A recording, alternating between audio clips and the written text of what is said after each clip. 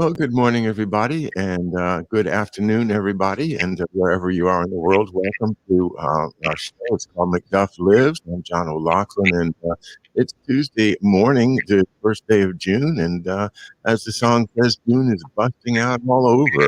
We've been greeted by cicadas this year, and a lot of interesting things going on. Beautiful weather today. And how are things with you, Harley Schlanger? Great to have you back. Well, we're finally having some nice spring weather here in Germany. We had one of the colder springs that we've had in a long time, but the last few days have been pretty nice, but fortunately no cicadas. Okay, and dare I ask, any luck with the tomatoes? They're just starting up again. Oh, But thanks for asking. My wife is very concerned about them.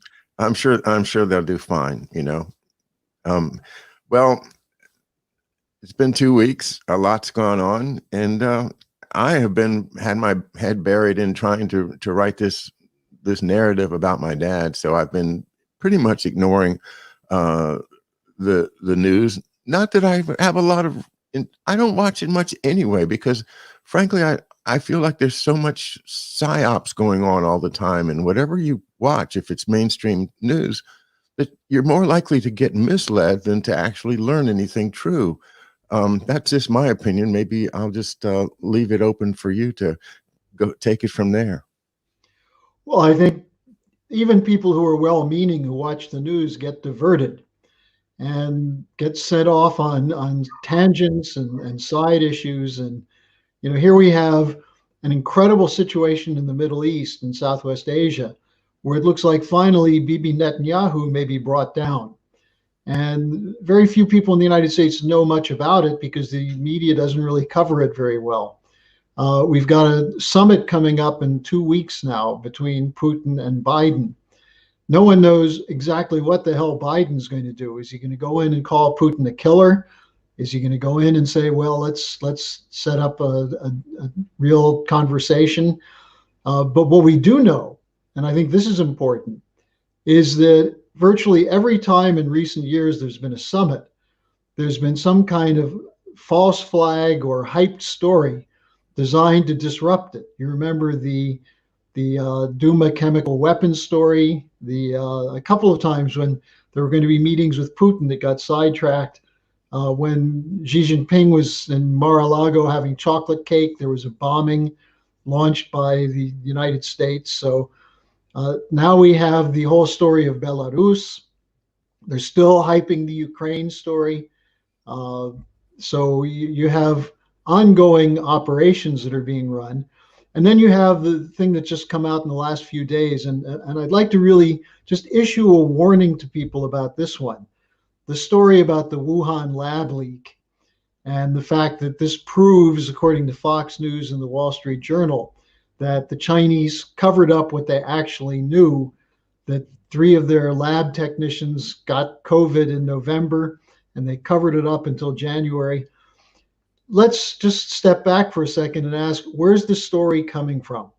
It's coming from British intelligence, as the Daily Mail admitted today that the British shopped this to the United States and are working with US intelligence sources.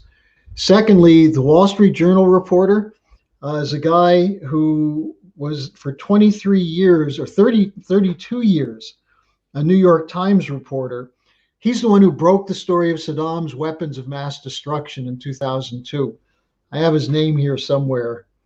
In any case, that was the Wall Street Journal reporter who broke the story. And then the person who was on Fox News is another suspicious case, David Asher, who doesn't have any degrees in biology or virology.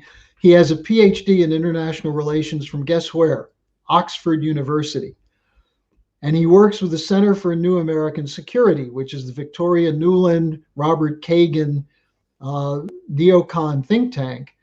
And in the past, he was writing articles about the importance of using sanctions to bring down governments that we don't like. So these are the 2 people who are the go-to people. Fox goes to Asher, and the Wall Street Journal went to this guy. I'll find his name somewhere. But who do they quote? they quote the usual anonymous sources.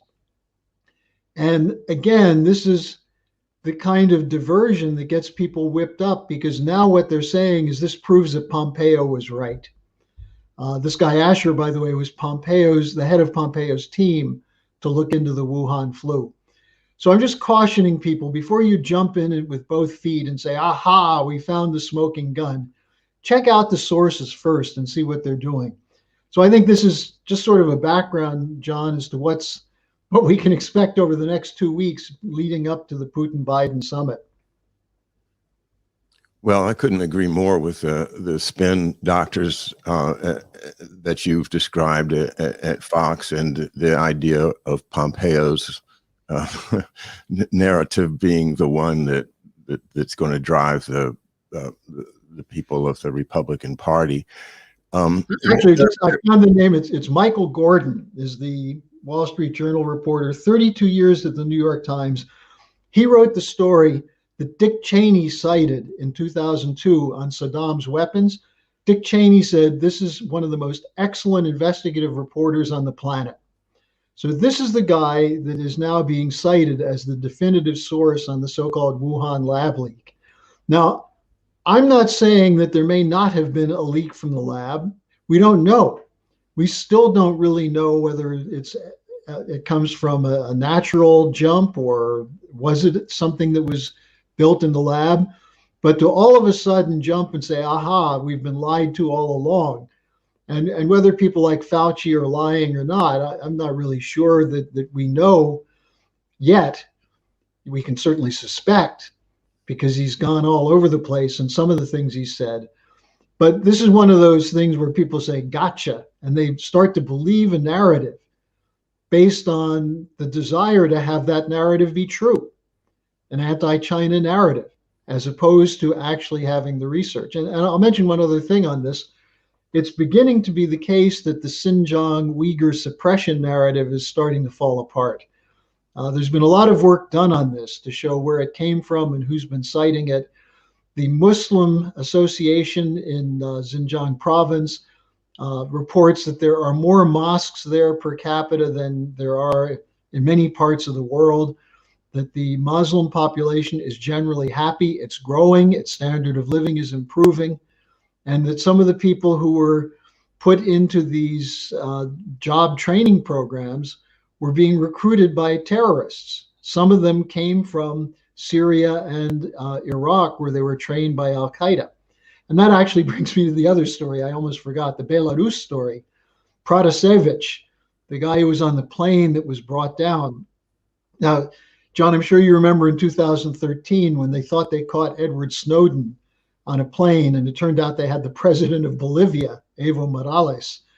And were there sanctions against the French, the Spanish, the US, the Italians, the Germans for bringing that plane down? No. But they thought Snowden was on it, so they thought they could do it. So the Belarus security brought down this plane, and who was on it?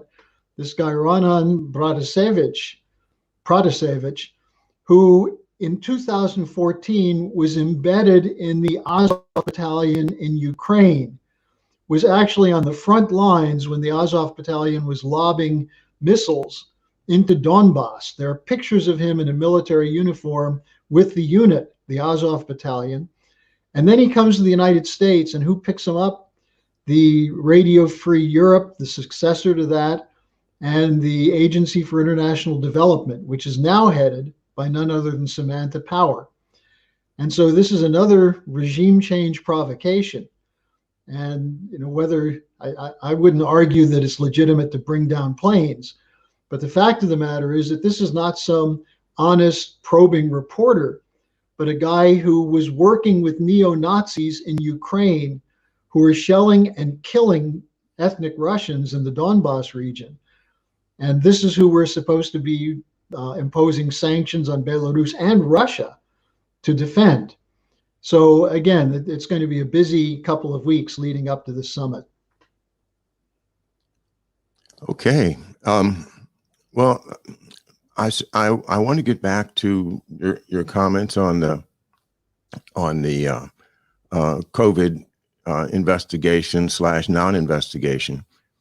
And there's a lot of pressure to go the non-investigation route from probably the people that don't want the investigation. If I could, just project that out and say they probably are the ones that are saying, no, we shouldn't investigate this. We'd be violating, the sovereignty of the country, or if we do it to them, they'll do it to us, and all this. But the investigations that I've been following, and I think I'll mention two excellent ones, George Webb and Housatonic ITS on YouTube.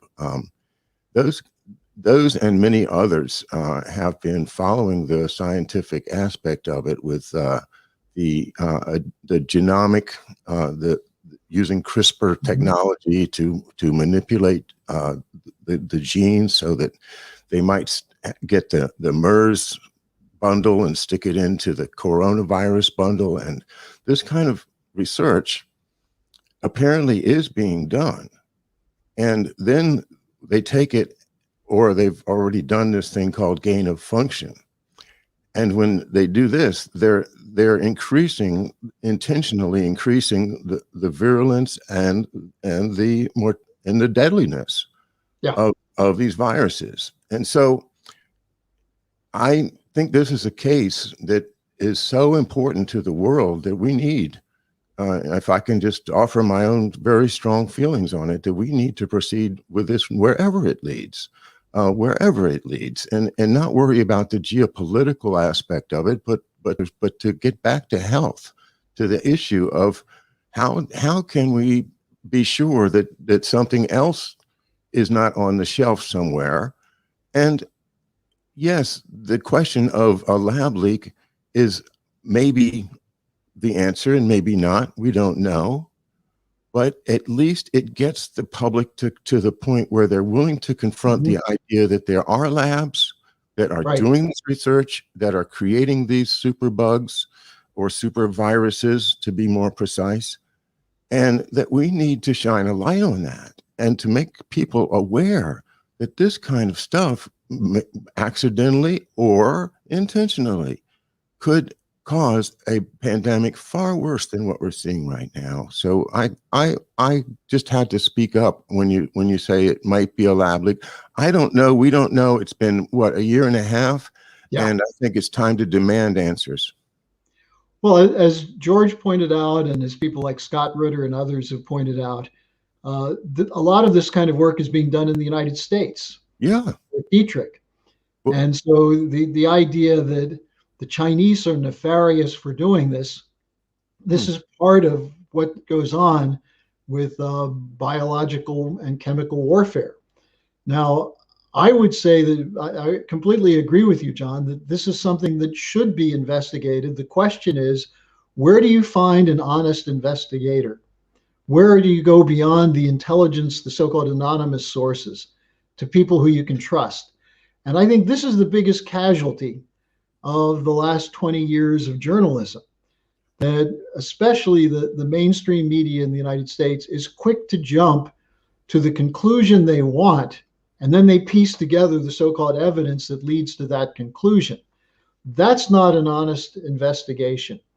And I think the Chinese obviously have a lot at stake as to whether or not they were doing something that they shouldn't have been doing. You have the whole question of Fauci, the question of big pharma. So there's a lot that has to be investigated. The problem is ideology gets in the way. And so what I'm cautioning people is, don't jump to conclusions just because someone's saying something that fits your particular preconception. And that's how PSYOPs work. They run polls to see what people's preconceptions are and then feed material that fits that. That's what Fox does, but that's also what CNN and MSNBC and the New York Times and the Wall Street Journal do.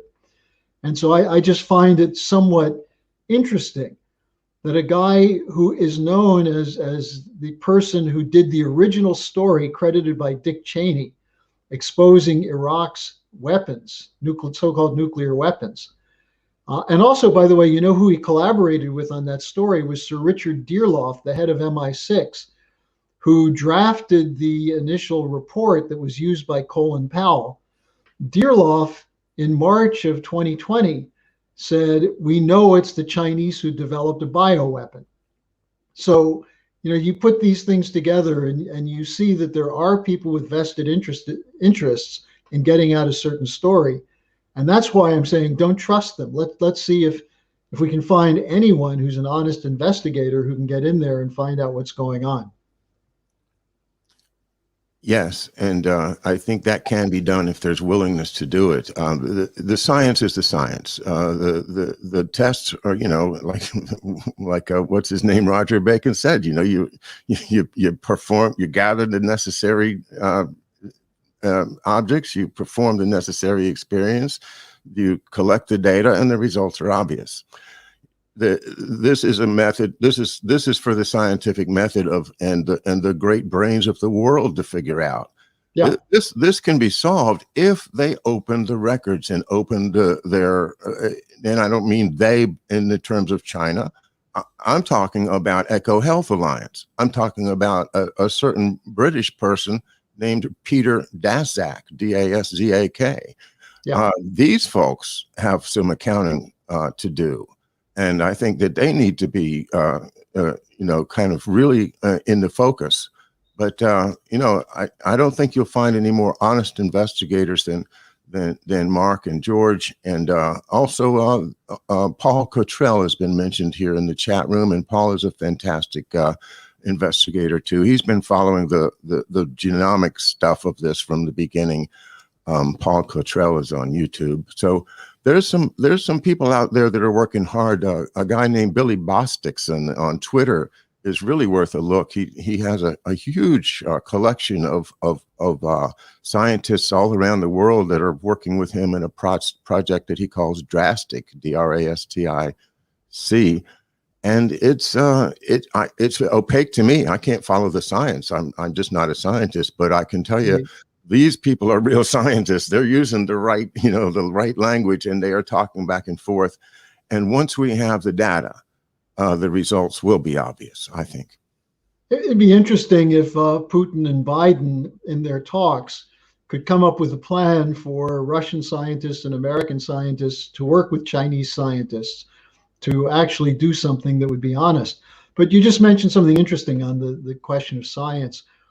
There's another area that I find fascinating, which is the investigation into the so-called man-made climate change.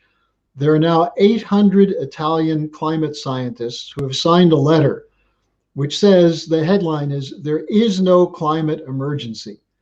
And what they're talking about is atmospheric oscillation, solar radiation, and they're saying the CO2 question is at best a very, very minor, less than 1% factor in shaping the weather.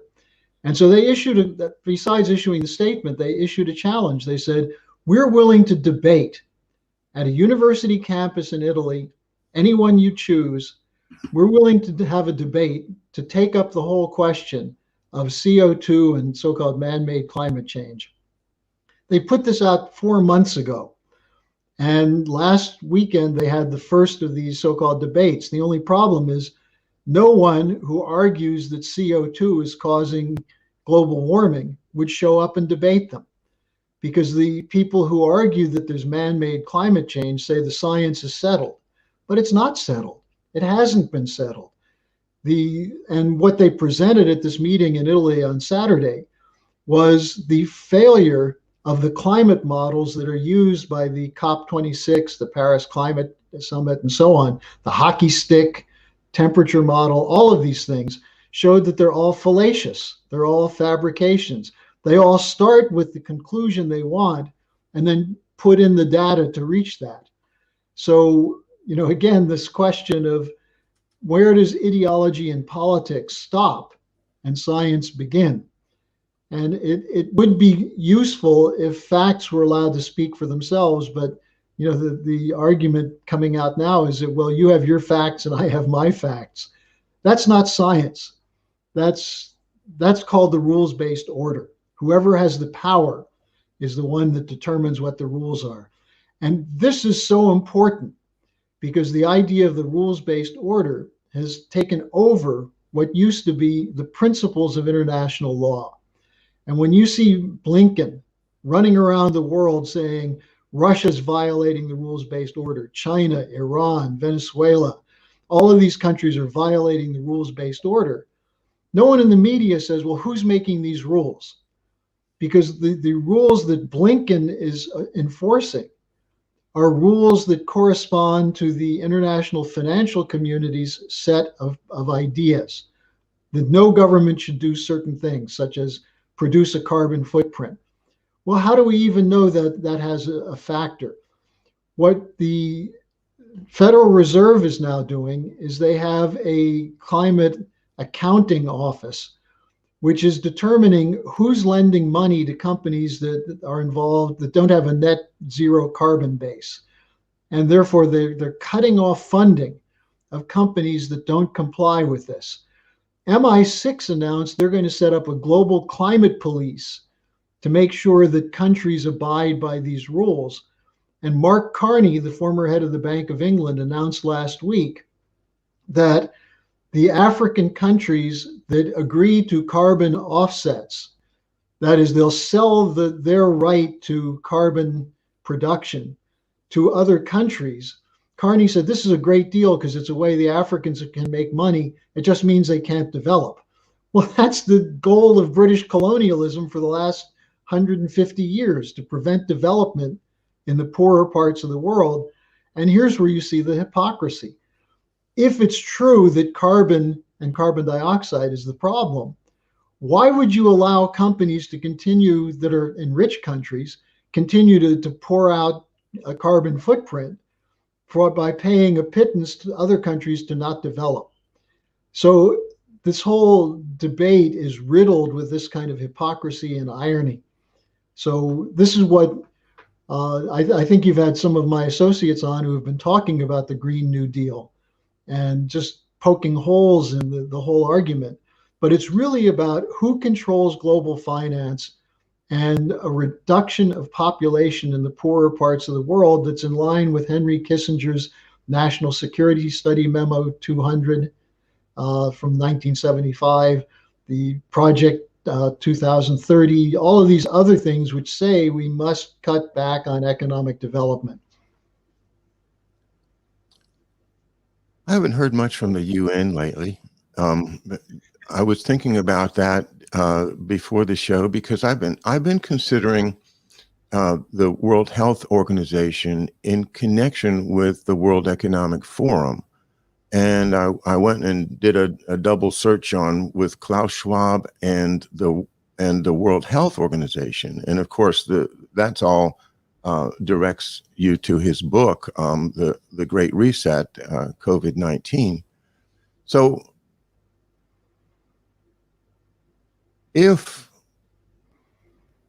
that book, represents the dreams of the World Economic Forum, and if there is a strong relationship between the World Economic Forum and the World Health Organization, given what you just stated about the desires of these elitists, the Davos billionaires, to reduce world population, should we not look very carefully at the World Health Organization's relationship with the Klaus Schwab and with the Bilderbergers and et cetera, to find out whether there is some underlying theme that is behind the fact that so much of our world suffers with bad health, bad nutrition, bad water, bad air, and is subjected to the whims of the pharma companies when they want to decide to test something. I think that is something that might be an avenue of investigation. Well, look, I'm not sure that the World Health Organization actually is committed to the idea of population reduction. I know that Klaus Schwab is. I know that the Davos crowd is committed to population reduction. You can go back and study the writings of the people they cite from the late 60s, early 70s, the Meadows and Forester Limits to Growth, the Club of Rome, which is the Italian and European oligarchy, who in the late 60s were starting to fund these studies, saying that they were saying then that we're going to have an ice age because of overpopulation. So we do know for a fact that there are people like Schwab and others. I mean, Bill Gates is arguing that we have to reduce population. Many of them, when they talk about reducing population, focus on the poorer parts of the world, the places where there are people of color. These are the areas also they were not allowed to develop through the 18th, 19th, early part of the 20th century because of colonialism. And after the era of colonialism, because of the International Monetary Fund, the World Bank, the World Trade Organization, they had no credit to develop. And when they wanted to develop, they were cut off from credit. So I think our organization has made a very strong case that the International Monetary Fund, the World Bank, these kinds of institutions are committed to depopulation. Now, the actual story of the World Health Organization is a little bit less clear because you actually have some people there who have been trying to develop platforms of healthcare in poorer countries. But the other point you made, John, which is so important, is health is not just a question of vaccines and hospitals. It's a question of fresh water. It's a question of nutritious food. It's a question of access to medical care. And many parts of the world don't have that. And when John Kerry went to India a couple of weeks ago and tried to enlist the Indians to support him on this climate change policy, the Indians said, well, look, we're all in favor of you guys doing something about the problem in your part of the world, but we're still sticking to our development model. And there are 800 million people in Africa who have yet to have sustainable electrical production, don't have access to clean water, who are not going to give up the hope for that because you say it's going to boil over the planet. So, this is where the political fight is going. And, the arbitrary assertion that the poorer countries have no right to development because that will trigger the next phase of global warming. You're condemning hundreds of millions, billions of people to poverty, to famine, to disease, and to early death. And that's something which is not acceptable. And if that's what the rules-based order is, which I would argue it is, we have to break the rules.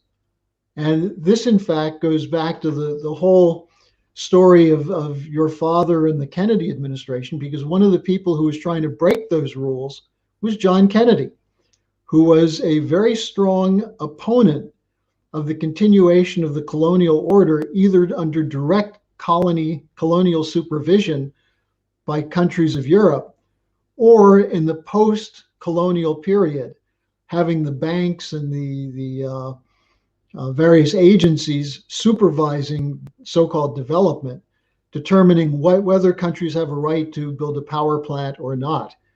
That's the argument that you get from the billionaires of Davos, that we can't allow countries to be sovereign because if they're sovereign, they're going to try and take care of the needs of their people, and that's not acceptable. So any government that tries to do something like that is labeled authoritarian, like Gaddafi. What Gaddafi was doing in Libya, he was building an incredibly large freshwater lake. He had healthcare facilities. He was fully developing a modern educational system. So was Saddam Hussein. And instead of that, the Washington and London bureaucrats, who are the shadow government, preferred to have mullahs and jihadists who behead Christians and suppress women running those countries. So, this is where you see the hypocrisy that's involved. Yes, indeed. And that does, I think it helps me a lot to go through this with you, because I can see that you are with regard to Kennedy's assassination, fairly well inclined, the same as I am, is to consider it not only the death of a president, but a coup d'état. And by virtue of that coup d'état, they were able to get the hands of power and the levers of power that have enabled them to completely change the direction of this country from one that was a supportive friend to people who needed a lift up in the world, and in countries that were trying to get started after having been exploited through colonialism for hundreds and hundreds of years. We were the good guys, and that's what Kennedy's message was, and that's what his dream was, and that was what really brought him down, because the powers that be behind this whole thing, the shadow government, could not go that way. They had determined that, and in SSM 200 by Henry Kissinger, as we've talked about many times, is exactly that policy, saying we can't be nice to the third world if we want to maintain our hegemony. We cannot be gentlemen. We cannot have courtly manners. I think it's something the way that George Kennan put it way back in 1946. Mm-hmm. People had seen this coming. They knew that they're, as Prouty says, that they were already planning the Cold War before the Second World War was over. And this is now the culmination is they're trying to bring it about through the World Economic Forum and Klaus Schwab's great plans for us all to be happy while we own nothing. And that is, if you don't want to call it communism, that's fine. You don't have to call it communism, but it sure looks like it to me. And if we're going to get to that point through a lockdown that is brought on through a unfortunate, virus, that because they changed the words, they are allowed to call it a pandemic, even though it doesn't fit any dictionary definition of pandemic. If you look at a dictionary before this year, they've changed everything. They've changed the idea of what is herd immunity. Instead of herd immunity coming from everybody having a little bit of that of the virus and developing the antibodies, and the virus no longer is there because it dies out on its own. Instead of that kind of herd immunity, they're calling it now everybody has gotten the vaccine. Well, excuse me, but what happened to the English language? Why can't we stick to what we've been calling things for all this time? Except for that we need to change the rules to fit the ideas of these people that are running this shadow government and imposing their, quote, rules-based order on us without telling us what the rules are going to be. Excuse me for getting on the soapbox, but this really does anger me. The idea that all this lockdown and stuff, that comes from the World Health Organization. And doesn't Bill Gates kind of tie these things together for everybody? That he's the one that works, with Warren Buffett and all of the great billionaires, and of which he's one, and he's one of the great supports of the World Health Organization. I just think we need to consider that. Well, I want to go back to something that you had said earlier, which goes in the same direction, which is the question of the coup after the Kennedy assassination. Yeah. This, what we call today the deep state or the shadow government, it was fighting against Franklin Roosevelt all the way. And in fact, the people who were the patrons of these networks were actually the ones who funded Hitler in the early 30s. We're talking about a Wall Street crew and a City of London crew, which had a geopolitical doctrine which essentially said we cannot allow an alliance of sovereign governments to take power away from the imperial forces, which was essentially banking, trade, and finance.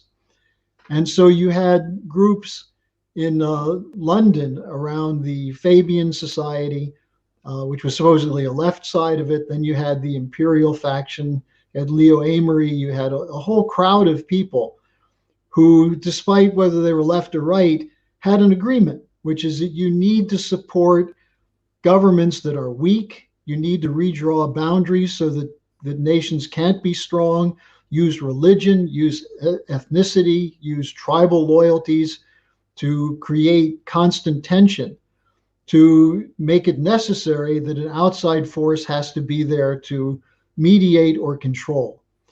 Now, the United States doesn't really have that tradition in our genetic code, but after World War I, the people who did have that, mainly the networks around the Rockefellers, DuPonts, Morgans, and so on, formed the Council on Foreign Relations as a partner with the British Royal International, the RIIA, Chatham House, and to pull together an Anglo-American force, which was called the Special Relationship. Now that we call it that.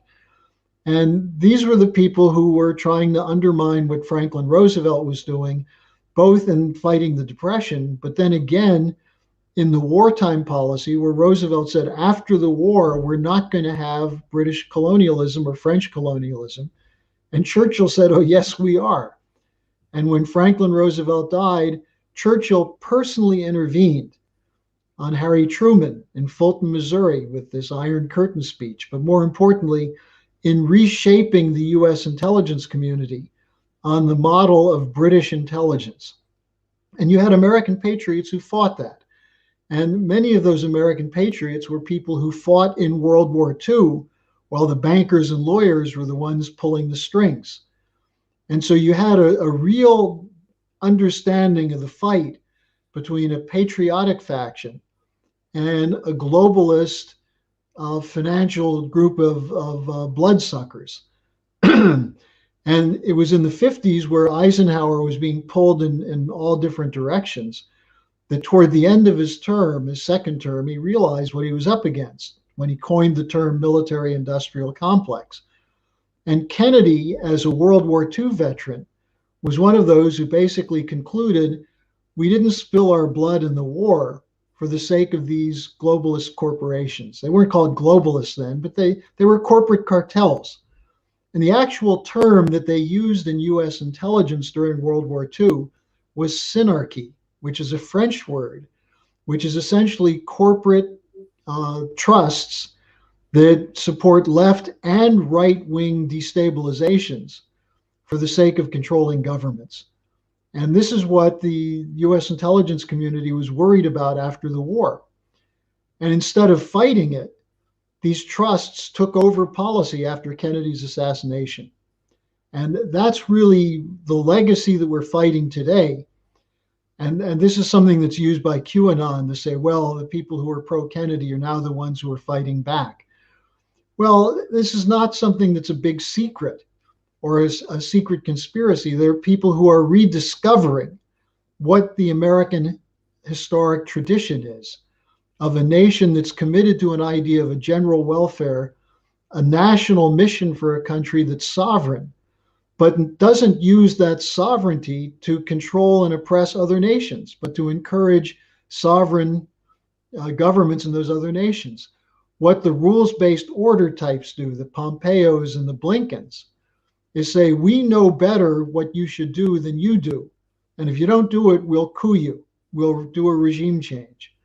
And we're seeing that unfold again in Belarus, but also Russia and China. Now, one final note on the Belarus question. Yeah, tell me more about Belarus. I've been following it, and I know there's this thing about a plane getting brought down, but I didn't catch the story. If you would just refresh us as to what the facts are. Well, Belarus is a country that was relatively prosperous, as Ukraine had been, but not necessarily had not had a full social revolution of providing freedoms, full democracy, but the population was living better. And what was done then was to take young people in Ukraine and in Belarus and train them to be opposition forces. And so where there were problems, and the biggest problem for Ukraine was that it had to go to the International Monetary Fund for credit. And the IMF policies made Ukraine poor. So it created the playing field in which the mercenary forces could take over. And at the Maidan Square, the real force for the so-called democratic movement were these extreme Ukrainian nationalists that traced their origin back to the Galician SS units in Ukraine during World War II. That is, Ukrainians who joined with the Nazis to ethnically cleanse Ukraine. People who had that as their outlook in the 40s are today serving in the defense sector in Ukraine and the security services in the Azov Battalion, the Pravi Sector, the so-called right sector. They have a great deal of power over Zelensky and his government because they're funded by these ultra-nationalist oligarchs. Now, Belarus had a much smaller operation, but it was funded from the outside as well. A lot of the funding for this comes from the British Foreign Ministry.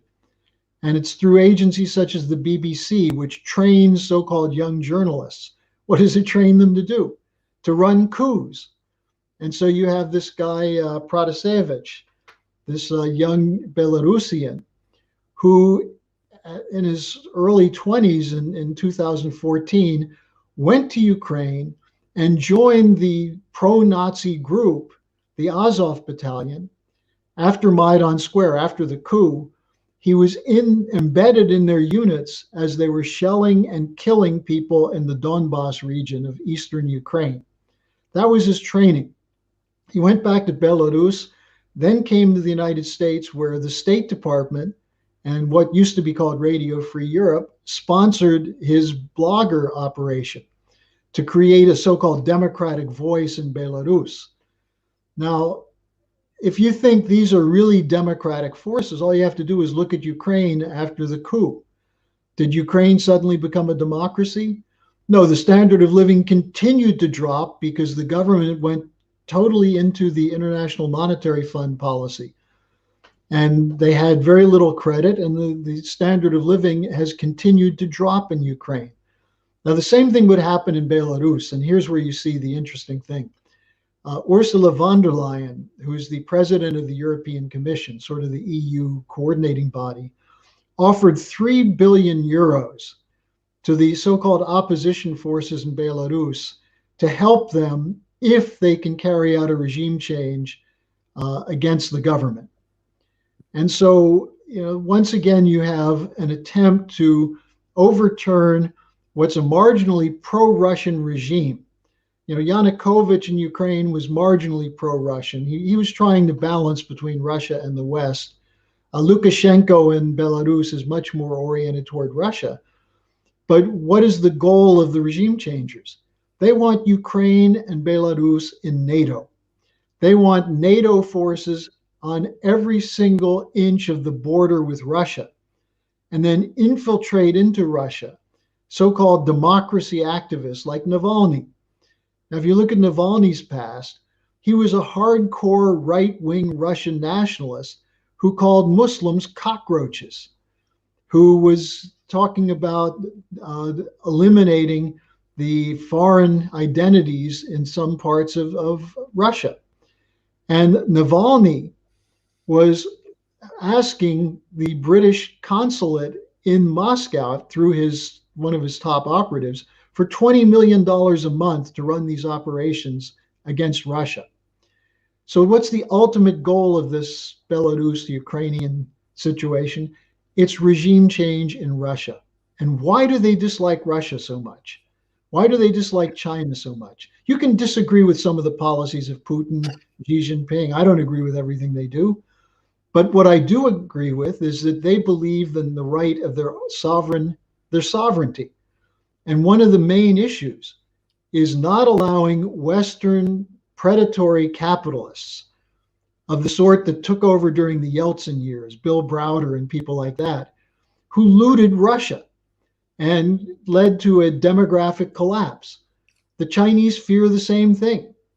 And so they're not going to allow bankers to come in and take over their financial system. Now that's called authoritarian. Well, you know what? We could use some of that kind of authoritarianism in the United States to stop the Wall Street crowd from running up an incredible debt using corporations to build financial bubbles, indebting the corporations to the extent that they'll never be able to pay off the debt, and then looting the population through the austerity regimes, and then through inflation, because we're starting to have an inflationary bubble, looting the population to keep the bubble going. And now they're trying to do this with the green bubble. So we're dealing with globalists who believe that the upper 1%, whether it includes Bill Gates or Jamie Dimon or the Rothschilds, they believe they have the right to set the rules to keep their financial power, and that the rest of us have no option but to accept it. And when people broke with that, and I would argue that the election of Donald Trump was an expression of Americans who didn't want to go along with this so-called establishment. We see it in all the countries in Europe, opposition just growing to all the governing parties. While the Russian and Chinese governments are relatively popular with their population because they are delivering something which you might call a national mission. So when Trump talked about a national mission to the United States, people liked the idea. And instead, what do we get? Identity politics. There's no higher purpose except for your own community, your own neighborhood, your own race, your own religion, your own tribe, your own family. And if you can break down populations into that kind of disparate groupings, where people think we're in a Darwinian jungle fighting for survival of the fittest, so let's get our gang together and fight against other gangs for a piece of the pie. That's how you control populations. And that's what the rules-based order is. And if we don't get rid of it, if we don't break it, we're not going to survive. And the best way to break it is to have the United States link up with other sovereign countries, not just Russia and China, but South Korea. See if we can get France and Germany to start acting like sovereign countries again. Developing sector countries. That's the way that this situation can change. We absolutely have to change it, and thank you for emphasizing it. It's our time. The torch has been passed to us. The people from that great generation that fought to preserve the freedoms, and now we've lived through the time of our freedoms being secretly slipped away by a deep state that you've identified very well, and we know who they are. As Utah Phillips, the folk singer, used to say that the earth isn't dying, it's being killed, and the people killing it have names and addresses.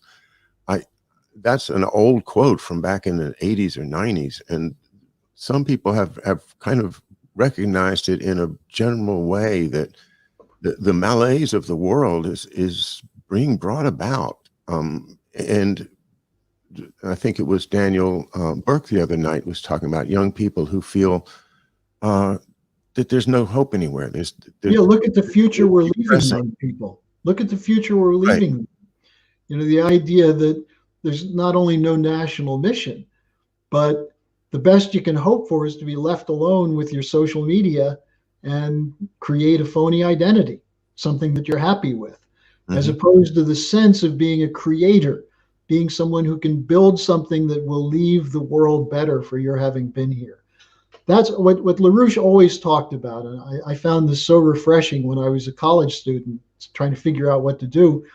He referred to an Abner Dean cartoon from the New Yorker of a guy sitting up in his coffin at his funeral, looking around. And he asked the question, I wonder what that was all about. When you go, what did you leave behind? You can't take money with you. You can't take your sexual experiences and your control over others to your grave with you. What do you leave behind? And that's the thing that right now people are confused about. They have no sense of what is the purpose of human life. And what I try to do, what Lyndon LaRouche did for all the years I knew him, what Mrs. LaRouche is doing in our organization, is challenging young people to ask that question. What do you intend to do with your life so that 50, 60, 70 years from now, you can die with a smile on your face saying, I did something good for mankind? And I think that's the best part of the tradition of the World War II generation. They didn't brag about it. I don't know about your father. My father served in France. He was in Signal Corps, and he was one of the first Americans who entered Paris with de Gaulle. I never heard about this till he was nearly on his deathbed. The older generation didn't talk about the sacrifices they made and what they did. They just took that as a matter of course. And I think that's the kind of selflessness that we've lost. Yeah, that's right. They were proud to do it. And, my dad never spoke of anything that he did, but I think actually he was on a particularly, a sensitive ship in the first place, where they would have told people, don't talk about what happened, because, well, even my dad used to say, loose lips sink ships. Well, from my first wife, my father-in-law was on one of the 7 PT boats that did the diversionary attack north of Normandy Beach. And of the 7 ships that were the decoys, 6 of them sank, and about 2,000 sailors died. His was the one ship that didn't sink. And he never said a word about it till he was sick near the end of his life. And he said, I always considered I was here on borrowed time, so I should do something that's good. Mm-hmm. And then we have the opposite view from people like William J. Casey, who has that famous quote about, we'll know our work is complete when the American people do not know what is true and what is false. And that's where we're at now. We've got narratives. Mike Pompeo has a narrative, right? If you buy onto him, then you buy his narrative. If you like Joe Biden, he has a narrative. You can go with him and Kamala, and you can take anybody's narrative you want, but you got to pick one. There's only 5 flavors, and you can pick any one you want, and you vote for them. And if you win, you win. If you lose, you think, oh God damn it, we'll get them the next time. But it's all, yeah, and it does wear us down. And the idea that you can do something about it is lost.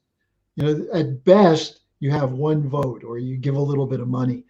But this is why I'm doing these daily updates. I do a 10 to 12 minute video update every single day to try and take the anomalies, to take the ironies, to give people an insight into how they're being manipulated.